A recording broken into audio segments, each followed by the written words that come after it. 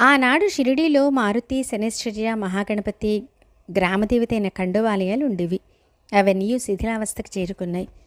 వాటన్నింటినీ తాచపాటిల చేత బాబా మరమ్మతులు చేయించారు. బాబా త్యాగము అపారమైంది. తనకు వచ్చిన దక్షిణలు బాధల్లో ఉన్న భక్తులకు అందరికీ ఇచ్చేవారు. బాబా రోగులకు చేసే చికిత్స కడు వింతగా ఉండేది. ఏ రోగానికి ఏ మందు ఇవ్వాలనే నియమం వారికి ఏమీ లేదు. అప్పటికప్పుడు తోచిందేదో ఇచ్చి ఇదే మందు అంటూ చికిత్స చేసేవారు. ఒకనాడు ఒక భక్తునికి 2 కళ్ళు పూర్తిగా ఉబ్బెత్తుగా మర్చిపోయాయి. బాబా నల్లజీడి పక్కలను తెచ్చి 2 మాత్రలుగా చేసి కళ్ళల్లో పెట్టి గుడ్డ కట్టారు. మరునాడు గుడ్డ విప్పగా ఆ రోగి యొక్క 2 కళ్ళు తెరిపిన పడి తెల్లగా హాయిగా ఉన్నాయి. బాబా యోగ సాధకుడు. ఖండయోగము, ధౌతి, సమాధి